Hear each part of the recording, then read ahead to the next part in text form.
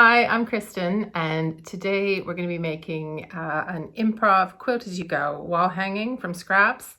So you maybe can see I've got this blank space on my wall, and so I want something kind of bright there because although I like the teal, it's very dark actually, and winter's coming. All you need is some scraps, a bit of old batting, and I've got a frame, like an IKEA frame, old IKEA frame with a mount already in it. So I'll show that to you in a second, but that's what I'm going to use. Okay, so this is my old IKEA frame that's seen better days. It's actually been glued together a few times, but it comes with a mount on the inside, which is the bit that you need for this. So I've cut a batting scrap just a little bit bigger than the opening in that mount. So the mount's just like the white paper border thing that you get inside a frame, if you're not sure what I mean. And then I'm just flipping it over just to make sure that there's no gaps, and it's definitely just like that little bit bigger than the frame size, or sorry, the mount size, because we're going to attach it to the back before we put it back in the frame. Now this is me rating my box of Scrappy strips. It used to be color coordinated. It is not anymore. I'm looking for pinks and oranges and bright colors for my wall hanging. And then I'm laying out my batting in the direction I want it to go, and then just putting strips on and seeing what looks nice. I've added a few smaller scraps as well, just to break it up, and to lengthen some strips in some cases as well. So once I had it exactly how I want it, I then decided to take it to the machine and lengthen those strips and add in the little scraps. So I'm basically just slicing open the longer strip, adding the scrap, and then sewing the end back on, and then just straightening out the edges is all I'm doing right there. Then I'm just taking my batting and putting my first strip down and sewing down with a 3-inch stitch length. So I'm doing that because it's kind of like a top stitch and it's pretty for the quilting. And then I don't change my stitch length to add on the next strip, which I'm doing right sides to right sides.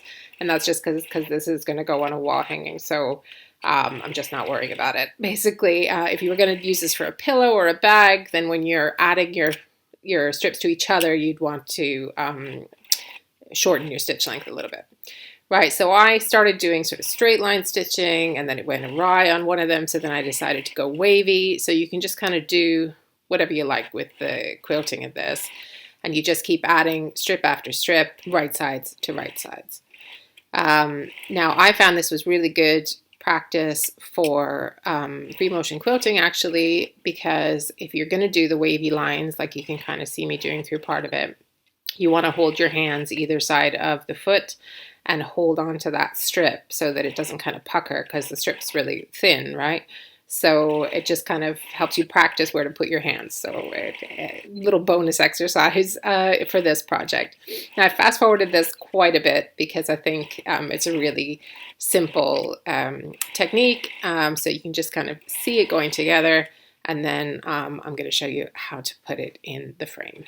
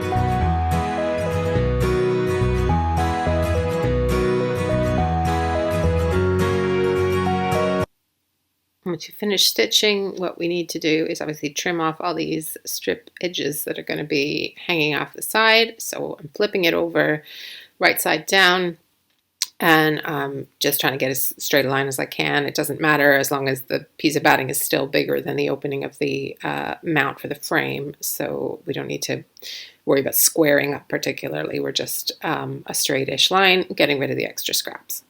And obviously we got to do that on both sides. So, and then after that, we're going to go ahead and put our little wall hanging in the frame and get it up on the wall. The panel is all trimmed, just shaking off all the threads and loose scrappy bits, and then I'm going to put it right side down on the back of the mount. So the front of the mount is down on my table, and everything's going right side up. And I'm just checking and centering, deciding which bit, because it's a little bit bigger than the opening. I'm just deciding where exactly I want to place it. And once I'm happy, I'm going to flip it back over again, right sides down onto the table. And then I'm just going to get some clear, I've just got some clear packing tape, but whatever tape you have to hand, masking tape, I'm not sure, something strongish. And make sure you've got it where you want it first, because you don't want to be ripping tape off of the back of a paper mount either. It's not really going to take multiple tapings, so try and get it right the first time. So I'm just putting one long strip at the top, and then I'm going to do the same thing at the bottom. I'm not going to worry too much about the sides. So, and this is obviously just to hold it in place and stop it shifting around when you try and put it in your frame. So that's just the second bit of tape going on after I get rid of some threads. And the other thing I didn't mention at the beginning was that you can also do this with a frame where you've kind of broken the glass, or you've lost the sort of plexiglass thing that goes in the front, because I'm not using that because I want the texture of the fabric to be showing in my frame. So I'm not putting the glass back in, or the little plastic sheet that's supposed to look like glass in the IKEA frames. So I've just left that out. So it's perfect if you've got an old frame where the glass is broken, actually. So then obviously just put the backing in. This one's been through the wars, as you can tell. And then I'm just obviously putting those little pin things in to keep it in place. And then it will be ready to go up on the wall. So it was a pretty quick project. I think it took me 20-30 minutes in total, maybe. Can't quite remember, but pretty quick and pretty satisfying. So here's my finished wall hanging. I'm pretty happy with it. I think it adds a bit of color and fills the space, and it was fun and easy to do, and I just needed to have a play today as well. Only thing I would change is that I think I need to give my old IKEA frame another glue job at the corners because it's coming apart. But otherwise I'm pretty happy with it. So I hope you enjoyed the tutorial. If you do like scrappy projects like this, then do please subscribe, hit the bell for notifications, and I hope to see you again soon. Bye.